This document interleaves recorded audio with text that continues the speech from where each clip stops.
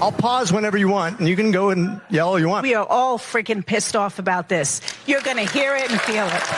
Welcome back to Sunday Night in America. Well, Democrats appear to be hijacking recent Republican events. National Republican Congressional Committee Chair Richard Hudson is now encouraging GOP representatives to avoid in-person town halls. Instead, House Republicans are being pushed to phone and live stream town halls.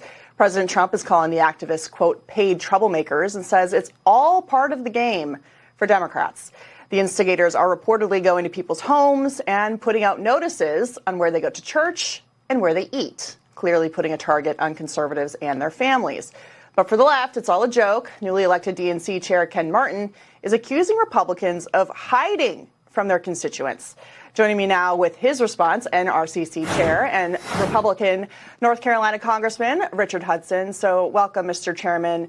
You know, we've seen a lot of dangerous threats against Republicans in particular over the course of the last couple of years. And now Democrats are treating these raucous town halls and making fun of the fact that you're trying to keep members safe. What is your response to them?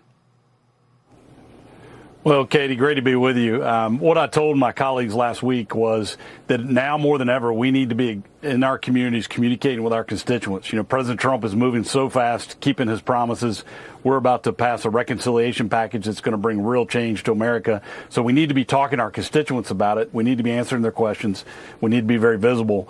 Unfortunately, the Democrats are paying people to hijack these in-person town hall meetings. They're a threat to democracy, to borrow a phrase, because they're blocking that communication we want to have with our constituents. So what I encourage my colleagues to do is use technology to reach your constituents. Things like telephone town halls, Facebook Live, go visit businesses, visit schools, visit communities where you can have these kinds of dialogue without these paid protesters coming in and disrupting.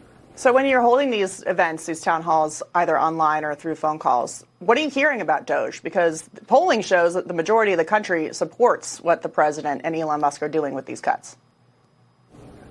Well, I think it's fantastic, and I'm hearing from my constituents that they love it. You know, it's waste, fraud, and abuse in the federal government that we've never been able to get our hands on because the bureaucrats are so good at burying it. You know, I write a letter asking for information, and they ignore me. But what President Trump is doing with Elon Musk is just fantastic. It's giving real transparency. The crazy thing is, and to understand the context of what's happening, the Democrats in Washington have now positioned themselves as the defenders of waste, fraud, and abuse in the federal government. It's crazy. The president was on with Maria Bartiromo earlier talking about this. Let's take a listen. I'll get your perspective on the other side.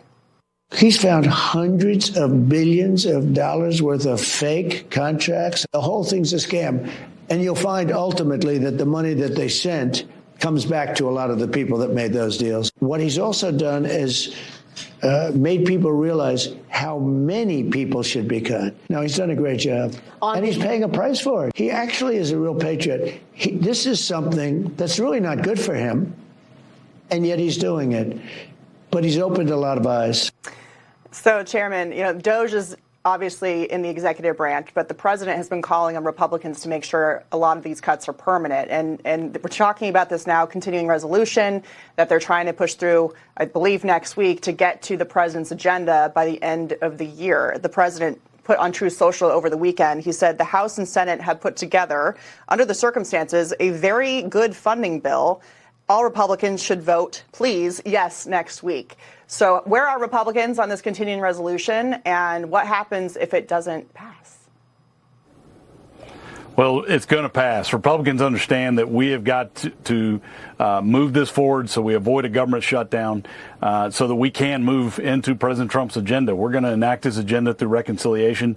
But what's even more or equally exciting is that we're going to use rescissions to claw back money. So this continuing resolution is going to continue spending, but those checks aren't going to be cut. And we're going to claw back that spending, places where DOGE has identified that it's wasteful, where, you know, things that the American people don't want their money spent on. We'll have an opportunity to claw that back later. Do you think you'll get any help from Democrats on the continuing resolution, or you got to rely on all the Republicans to stick together? Well, you know, Hakeem Jeffries, the Democrat leader, came out against the bill before we published the bill. He has positioned the Democrats in Congress.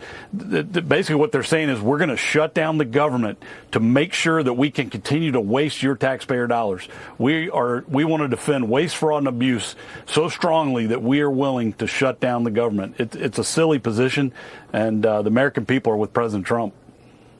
Yeah, I know that there were a lot of Republicans at the White House last week trying to talk about how they could get this done and stay on the same team so that these DOGE cuts can become permanent and they can move forward with the president's economic agenda. Chairman, thank you so much for joining us tonight. Great to be with you. Thanks. Thanks. All right, up next, as the Trump administration pushes ahead with efforts to protect women's rights, Senate Democrats are blocking legislation banning biological men from competing in women's sports. Sage Steele sounds off up next.